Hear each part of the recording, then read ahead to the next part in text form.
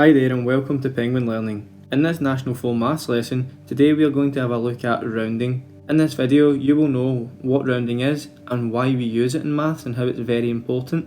You will also learn how to do rounding for the three most common ways in maths. The first being rounding to the nearest whole number, the second would be decimal place rounding, and the third way would be significant figures rounding. So, let's get started. Ooh la la! Okay, so we're going to begin by having a look at how we can round decimal numbers up to whole numbers. And we're going to do this by first looking at an example where it might be appropriate to do so. So let's say we want to calculate this area of the circle we have here, and we're told that the circle has a radius of 5 meters. Well, we can say that the area of a circle is equal to pi multiplied by the radius squared, and we know that pi is just 3.1415 and so on, but we'll just leave it as that just now. And our radius is equal to 5, so we have 5 squared. And if we put this into our calculators, we should get an answer of around 78.5398 and so on. So when we get answers like this, when we put sums into a calculator, it can end up a little bit messy, and it's something that we don't really want to deal with, or it's nice to present in a final answer. It'd be best to sort this number out in some form. And let's just say for this example, we want this answer to the nearest whole number. Well, our answer is 78 point something, and these numbers after the decimal point indicate the distance this number is in between 78 and 79 on the number scale. So let's say here we have a number scale with 78 and 79, and everything in between would be the decimal places that represent the position. And for our answer, we have 78.5398. So let's just say here this is 78.5, and because our answer is a little bit bigger than 78.5, we have 78.5398. It's going to lie somewhere around about here. Not exact, but that's the rough position it would be if we were to put this number onto a number line. And when we're rounding to the nearest whole number, we have to say, right, is our number nearer 78 or 79? Which one is it nearer? Well, because we can see on this chart, it's nearer 79 than it is 78, so that means that this answer to the nearest whole number would be equal to 79. So basically for this example, because our answer lied further to the right than 78.5, because 78.5 is directly in the middle between 78 and 79, because it lies on this half, then to the nearest whole number this answer is equal to 79. But let's say this time our answer is equal to 78.3298. Well, again, we know it's going to lie in between 78 and 79 because it's bigger than 78, because it's 78 point something something something. So we have to figure out which one is it nearest. Is it nearest 78 or 79? But we can see that if we put this on the number line, our number would lie roughly around about here. So that means that it's to the left of the middle point of 78.5. So that means that to the nearest whole number, this number is equal to 78. So basically, if we were to round a decimal number that was in between 78 and 78.5, then it would be rounded down to 78. Or if it was in between 78.5 and 79, then it would be rounded up to 79. So let's take a few examples. If the decimal was 78.1, 78.2, 78.3, 78.4, 78.48, 78.49, then all of these would be rounded down to the nearest whole number of 78. But let's say our decimal was equal to 78.9, 78.8, 78.7, 78.6, 78.51, then it would also be rounded up to 79 because that would be the nearest whole number to that. But have a think, what if we had our decimal, what if this was exactly equal to 78.5 and we wanted this to the nearest whole number? Would we round down to 78 or would we round up to 79? Well, this is actually a tricky one because 78.5 of course lies directly in the middle between 78 and 79, so it's neither nearer one or the other. But the rule in maths is always, if we have a number like this, 78.5, which is right bang in the middle between two numbers, we always just round up to the next one. So if we had 78.5 and we wanted this to the nearest whole number, then we would just say this is equal to 79. And this is the same for any decimal that we have. If we have 4.5, then that would be rounded up to 5. If we had 10.5, that would be rounded up to 11. And if we had 19.5, that would be rounded up to 20. So although a decimal of 0.5 is directly in the middle between two numbers, we just always round up if we want to get it to the nearest whole number. So having looked at whole numbers, we are now going to have a look at how we can apply the same principles to round to a certain amount of decimal places. So I'm just going to begin by going over 4 numbers that we have here and explaining them. So obviously the first one, just up the top, 78, this would be to the nearest whole number, or we could say that there's 0 numbers after the decimal point. And because it's a whole number, that pretty much means that, well, 78 is just equal to 78.0000, because we are not using any other numbers to represent the quantity after the decimal place. It's just the numbers that's before the decimal point. The number underneath, however, has one number after the decimal point, so we have 78.4, and this would be an example of a number that is rounded to one decimal place. So one decimal place just means that only one number is after the decimal point. And 78.43 would be an example of a number which is rounded to 2 decimal places. And 78.439 would be a number which is rounded to 3 decimal places. And basically, as we move from the first decimal place to the second and to the third, the number quantity gets less significant as we go on and on after the decimal point. So the most significant number after the decimal point for all of these would be the 4, and then for these two bottom ones it would be the 3, and then the last number is the 9, which is the least significant because it's the furthest away from the decimal point. So just to show the level of significance that each of these decimal places have, I'm going to highlight the locations of 4 of these different numbers on this decimal number line between 78 and 79.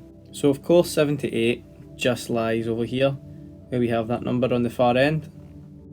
And then we have 78.4, well, we know we have 78.5 in the middle, so the scale is going to go 78.1, 0.2, 0.3, and this little line here must indicate 78.4. And for the next one we have 78.43, well, that's going to lie in between 78.4 and 78.5, so that means that for 78.43 it's going to occur around about here, I would say. So you can see that the space between 78 and 78.4 is quite big, but when we made the jump just to add one other decimal place, the 43, then the jump is really small in between these 2 points. And then finally, having a look at a number with 3 decimal places, so 78.439, it's going to be very difficult to notice on this scale, but that's just going to be slightly bigger than what we had for 78.43. So you can see that as we add another decimal place, the significance of it on the number scale gets less. So we're going to do an example looking at this number here with plenty of numbers after the decimal point, but we have to simplify it both first into 1 decimal place, 2 decimal places, and then 3 decimal places. So to begin, we're going to do it to 1 decimal place, and the first thing that I always like to do is just highlight the numbers that already are to 1 decimal place, so that means we have 5.3. And now, because we have something after the decimal point at 5.3, we know that to 1 decimal place the number is going to be between 5.3 and 5.4. So what we have to do is look at the numbers after the first decimal place and see, does this make it go nearer 5.3 or 5.4? Well, we can see that after the 3 we have a 1, so that would tell us straight away for this number to 1 decimal place would just be equal to 5.3. So now what about 2 decimal places? Well, just now this number to 2 decimal places is 5.31, and we have something after that decimal place, so that means that the number to 2 decimal places is going to either be 5.31 or 5.32. And we can see after the 1 we have a 9 straight away, so that tells us that 9 is obviously nearer the 5.32 side, so in this case the number to 2 decimal places is going to be equal to 5.32. And then finally, let's say we're asked to calculate the 3 decimal places. Well, again, I'll just like to highlight the 3 decimal places we've already got, and we can see that the number is going to either be between 5.319 or well, we're going to go up 1, so it's going to be 5.320 or 320. And then now all we have to do is look after the 3 decimal places and think, does the rest of this quantity make us round up or round down? Well, we have a 1, 4, so obviously that's going to be less than the 5 that makes it round up. So that means therefore this is just going to stay the same as 5.319 for this number to 3 decimal places. Okay, so now we're going to have a look at something called significant figures and how it's different from rounding to decimal places. And we've sort of already touched on it, but basically all significant means is just important numbers. So in other words, the amount of numbers that we're taking into consideration when we're rounding. And for significant figures, these important numbers can either be before the decimal point or after. It just totally depends what we're working on. So let's say we have this number here of 10,198 and I wanted this number to 2 significant figures, or 2SF for short. Then basically we would do the exact same method which we did for the decimal point. So we would just highlight the numbers that we're concerned about, so the first 2, and then we would use the numbers after the 2 significant ones that we're concerned about to judge if we're going to round up or round down. So basically for this case of 2 significant figures, the options that it's going to turn out to be is either 10,000 or 11,000, because the first 2 numbers are either going to be equal to 10 or 11. But we can see here that after the 2 significant figures that we've selected, we have 198, and because we have the 1 means that we're going to round down the way. So this number to 2 significant figures would just be equal to 10,000. What about if we said we wanted this number, so 9,452, to 1 significant figure? Well, again, what I would always do is just highlight the first figure that we have in here and then look at the numbers afterwards to see if we should round up or round down. So we have a 452, and because it's a 4, that's going to force us to round down. So for the 1 significant figure, it was either going to be between 9,000 or 10,000, but because we have to round down, then it's just simply going to be the same as 9,000. So 9,000 is 9,452 to 1 significant figure, and as we can see here, this 9 represents the significant figure. But what about this time when we have a decimal number and we're asked to put it to 1 significant figure? Well, basically when we have decimal points or numbers after the decimal points and we want to do significant figures, the rule is we don't start counting the significant figures until we get to a number that's bigger than 0. So for example, this number is 0.00245. So that means that these first 2 zeros are not counted as significant figures. The first significant figure that we consider would be this 2 here because it's non-zero. And then once we know this, the rule is the exact same as it was before. So what I would do is just highlight the first significant figure and then use the numbers after the significant figure to tell us if we should round down or round up. And because we have a 4-5, because that's lower than 50, that tells us that we have to round down, and then for this number to 1 significant figure would be 0.002.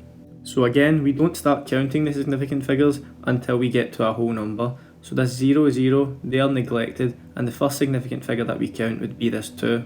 So here's another example with a decimal, and this number is 0.05789, and we want this number to 2 significant figures. Well, again, what we did before, we do not count the numbers that's the 0 after the decimal point as a significant figure.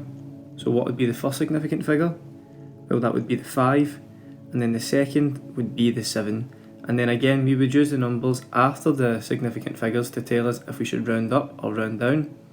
And because after we have an 8, 9, well, this number is going to make us round up.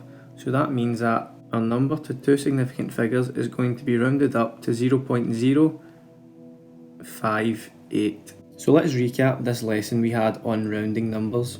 So we said that the reason that we like to round numbers in maths is basically 3 reasons. Number 1 is to make our calculations easier. Number 2 is to give estimates on certain things that we want to calculate. And number 3 is just to simply make our working tidier. So let's say we get an answer in our calculator and there's an infinite number of decimal places after the decimal point. Well, then sometimes we would maybe like to simplify this answer to a certain number of decimal places, a whole number, or significant figure. And in this lesson we covered 3 ways in which we can round. The first was to the nearest whole number, the second was to a certain number of decimal places, and the third way was to a certain number of significant figures. For rounding to the nearest whole number, we said that if we have a number which has a decimal place, then we have to pick which whole number would it be near. So in this case, is 78.4 nearer 78 or 79? Well, we can see that the 4 after the decimal place indicates that this number is nearer 78, so that would be this number rounded to the nearest whole number. We said that when we want to round to a certain number of decimal places, so let's say in this case we want to round to 2 decimal places, the first thing that we do is identify what the 2 decimal places are, and then use the numbers after the decimal places to determine if we want to round up or round down. And because number 9 makes us round up, then this answer is going to be equal to 78.44 to 2 decimal places. And then finally, to get a number to a certain amount of significant figures, we do a very similar process to the decimal place way of doing it, but we can do this to both whole numbers or decimal numbers. So for example, if we wanted the number 79,850 to 2 significant figures, we can highlight what the 2 significant figures are, and then use the numbers after that to determine if we should round up or round down. And because the number after is 850, then that means that this is going to force us to round up, and 79 rounded up can give us 80, so that means that our answer to 2 significant figures would be equal to 80,000. So I hope this video has been helpful to you in helping you understand rounding, and if that's been the case, be sure to give the video a thumbs up. But if you have any questions on the video, just comment down below and I'll get back to you as soon as possible. And if you'd like to see more content like this, be sure to subscribe to our channel or head to our website at penguin-learning.com. Thanks again for watching, and I'll see you in the next video.